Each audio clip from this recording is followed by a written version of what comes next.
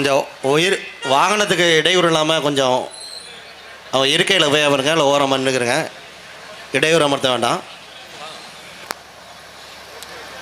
வந்திருக்கக்கூடிய தாய் தமிழ் உறவுகள் அனைவருக்கும் வணக்கம்.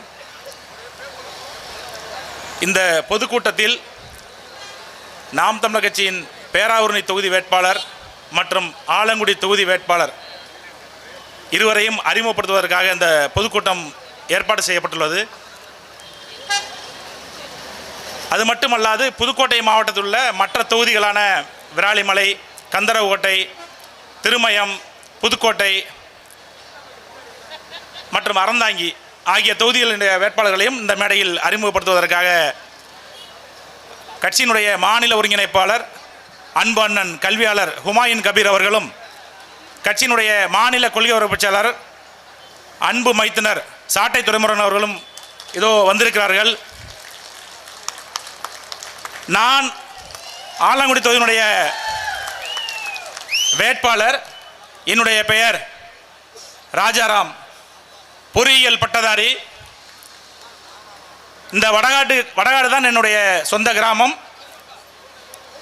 என்னுடைய பள்ளி படிப்பை அரசு மேல்நிலைப் பள்ளியில் வடகாட்டில் முடித்துவிட்டு பிறகு பொறியியல் படிப்பை திருச்சியில் படித்துவிட்டு தற்போது சென்னையில் தகவல் தொழில்நுட்பத்துறையில் மென்பொருள் வல்லுநராக பணியாற்றி வருகிறேன். என்னை ஆலங்குடி சட்டமன்ற தொகுதியின் வேட்பாளராக அண்ணன் களமிறக்கியிருக்கிறார். நானும் சரி, தங்கை புவனா பேராவூரணி வேட்பாளரும் சரி, மற்ற அனைத்து வேட்பாளருமே எங்களுடைய படிப்பை பார்த்தால் உங்களுக்கு தெரியும்.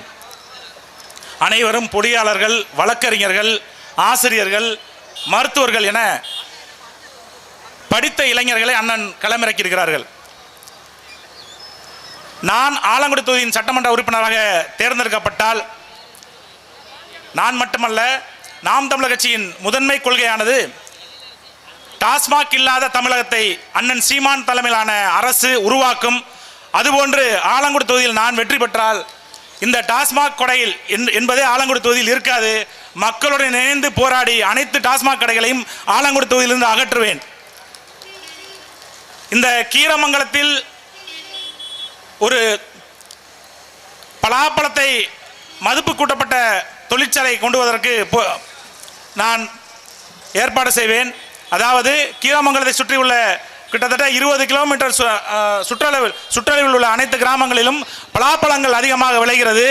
எனவே கீரமங்கலத்தில் இந்த பலாப்பழம் சம்பந்தமான ஒரு தொழிற்சாலையை கொண்டு வந்து அந்த பலாப்பழத்தின் மதிப்பை கூட்டி இதை உலகம் முழுவதும் சந்தைப்படுத்துவதற்கு தேவையான ஒரு தொழிற்சாலையை கீரமங்கலத்தில் கொண்டு வருவேன்.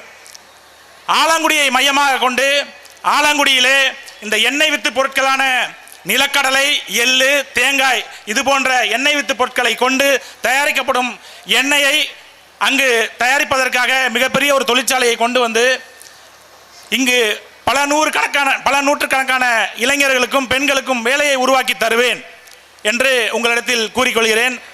அது மட்டுமல்லாது இந்த ஆலங்குடியிலே 5 இடங்களில், அதாவது எந்த இடத்திலிருந்து நீங்கள் சென்றாலும் ஒரு 10 கிலோமீட்டரில் அந்த இடத்தை அடைந்து விடலாம்.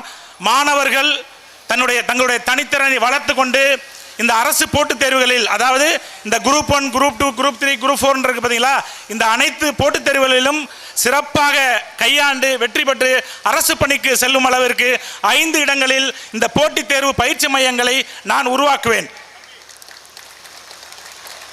நாம் தமிழர் கட்சியின் முதன்மை கொள்கையானது வீட்டுக்கு ஒரு அரசு பணி. ஆகையினாலே இந்த ஆலங்குடி தொகுதியில் கிட்டத்தட்ட 7000 ஏக்கரில் தைல மரக்காடுகள் இருக்கிறது. அது எல்லாம் அரசுக்கு சொந்தமான இடம். அந்த இடங்களை எல்லாம் தைல மரக்காடுகளை அகற்றிவிட்டு அங்கு அந்த பகுதி சார்ந்த மரங்கள், அந்த மண் சார்ந்த மரங்களை வைப்பேன். குறிப்பாக கிட்டத்தட்ட இந்த 6000 ஏக்கரில் 3000 ஏக்கராவது எடுத்து அதில் பலா மரங்களை நட்டு அதை உற்பத்தி செய்யும் அளவிற்கு அதை வளர்த்து அதன் மூலம் வரக்கூடிய அந்த பலாப்பழங்களை இந்த கீரமங்கலத்தில் சந்தைப்படுத்தி இங்கு அந்த தொழிற்சாலையில் அதை மதிப்பு கூட்ட பொருளாக மாற்றி உலகம் முழுவதற்கும் அதை ஏற்றுமதி செய்வதற்கு தேவையான வேலைகளை நான் செய்வேன். அதன் மூலமாக ஆயிரக்கணக்கான படித்தவர்களுக்கும் படிக்காத வீட்டில் உள்ள பெண்களுக்கும் படிக்காதவர் என அனைவருக்கும் வேலையை உருவாக்கி கொடுப்பேன் என்று நான் உறுதியளிக்கிறேன். உங்களுக்கு எல்லாம் தெரியும். ஏற்கனவே இருந்த சட்டமன்ற உறுப்பினர், தற்போது அமைச்சராக இருக்கக்கூடிய அமைச்சர் சிவவி மையநாதன் அவர்கள் கடந்த 10 ஆண்டுகளாக சட்டமன்ற உறுப்பினராகவும் அமைச்சராகவும் இருந்து என்னென்ன வாக்குறுதியெல்லாம் உங்களிடம் கொடுத்தார், எதையாவது நிறைவேற்றினார்களா என்று உங்களுக்கு நல்லாக தெரியும். அவர் என்னென்ன சொல்லியிருக்கிறாரு, இந்த கீரமங்கலத்தை தலைமையிடமாக கொண்டு ஒரு ஊராட்சி ஒன்றியம் அமைப்பேன்னாரு. அமைச்சிட்டாரா? ஆலங்குடியை பேரூராட்சியிலிருந்து நகராட்சியாக தரம் உயர்த்துவேன் அப்படின்னு சொன்னாரு. செஞ்சிட்டாரா? இந்த வம்மன்ல சிப்காட் தொழிற்சாலை கொண்டு வரேன்னு சொன்னாரு. கொண்டு வந்துட்டாரா? நீங்க நினைச்சு பார்க்கணும். அவர் பாட்டுக்கு வர்ற வாக்குறுதியெல்லாம் சொல்லிட்டு போயிடுவாரு.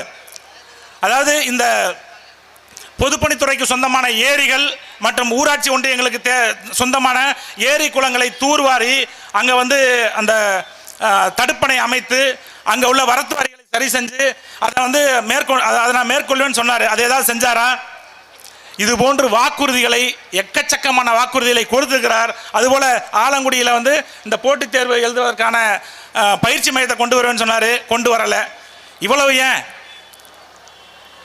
இப்போ கடந்த அதிமுக ஆட்சியில் 2016 2021 சட்டமன்ற உறுப்பினராக அண்ணன் இருந்தபோது பல ஊர்களில் டாஸ்மாக் போராட்டம் வரும்போது அங்கெல்லாம் போய் போராடினார். கடுமையாக போராடினார். அதிகமான போராட்டங்களை மக்களோடு சேர்ந்து முன்னெடுத்தார். அந்த மதுக்கடைகளை அடைத்தார். அதே அடுத்த 2021 சட்டமன்றத்தில் மக்கள் முடிவு பண்ணிட்டாங்க, சரி அண்ணன் வந்து சாராய கடைக்கு எதிராக போராடுறாரு, அவருக்கு நம்ம வாக்களிச்சிரோன்னு முடிவு பண்ணி அதிகமான வாக்குகளை செலுத்தி அவரை வந்து வெற்றி பெற செஞ்சாங்க. அண்ணன் அமைச்சராகிட்டார். அண்ணன் அமைச்சரான பிறகு என்ன பண்ணியிருக்கணும், எந்தெந்த ஊரில் மதுக்கடை இருந்துச்சோ அந்தந்த கடையில் அந்தந்த ஊரில் திரும்ப மறுக்கடை கொண்டு வந்துட்டாங்க. இதே அண்ணன் சிவவி மையநாதன் அவர்களுடைய ஆதரவாளர்கள் கீரமங்கலத்தில், புல்லான்குளத்திலும் சரி கொத்தமங்கலத்திலையும் சரி ஏற்கனவே போராடி அடைச்சாங்க. திரும்ப இந்த திமுக ஆட்சியில் அந்த கடைகள்லாம் கொண்டு வந்தாங்க. இது போல இரட்டை வேடம் போடக்கூடிய நபர்கள் இந்த திமுகவினரும் அதிமுகவும் சேம் கொள்கை தான். அவங்களுக்கு ஒன்றும் அந்த கொள்கையில் மாற்றுக்கருத்தெல்லாம் ஒன்றும் கிடையாது. அவங்களும் வந்து அந்த டாஸ்மாக் நடத்துவாங்க. அவங்களும் வந்து எதிர்கட்சியாக இருந்தால் போராடுவாங்க. மறுபடியும் ஆளுங்கட்சியாக இருக்கும்போது அந்த டாஸ்மாக் கடையில் கொண்டு வராங்க. வெளிப்படையாகவே இந்த மாதிரி அநீதிகளை கட்டவிழ்த்து விடுவார்கள். இதுதான் இந்த திராவிட திருவாளர்கள் கடந்த 50-60 ஆண்டுகளாக செய்து வருகிறார்கள். உங்களுக்கு ஒன்றே ஒன்று சொல்கிறேன், நான் வந்தனா நீங்கள் போராட வேண்டியதான். நான் போராட உங்களுக்கு முன்னாக இருந்து நான் போராடுவேன். மக்களுடன் இருந்து மக்களுக்கு தேவையான அனைத்தையும் நான் செய்வேன் என்பதை உறுதியளிச்சுக்கிறேன். நீங்கள் முடிவு பண்ணுங்க, இந்த தொகுதியில் திமுக அதிமுக வேணுமா, நாம் தமிழர் வேணுமா அப்படிங்கிறத நீங்கள் முடிவு பண்ணுங்க. உறுதியாக நாங்கள் வந்தால் மக்களோட மட்டும்தான் இருப்போம், மக்களோட மட்டும்தான் கூட்டணி. இந்த தேர்தலில் தனிச்சு போட்டியிட ஒரே கட்சி நாம் தமிழர் கட்சி. அதையும் நீங்கள் தெரிஞ்சுங்க. எங்களை மாதிரி துணிச்சலான இளைஞர்களையும் இந்த மாதிரி துணிச்சலான இளைஞர்களை வழிநடத்தும் அண்ணன் சீமான் அவர்களையும் நீங்கள் தான் வெற்றி பெற செய்ய வேண்டும் என்று கேட்டுக்கொண்டு உங்களிடமிருந்து விடைபெறுகிறேன். நன்றி, வணக்கம். நாம் தமிழர். அடுத்ததாக வேட்பாளர் அறிமுக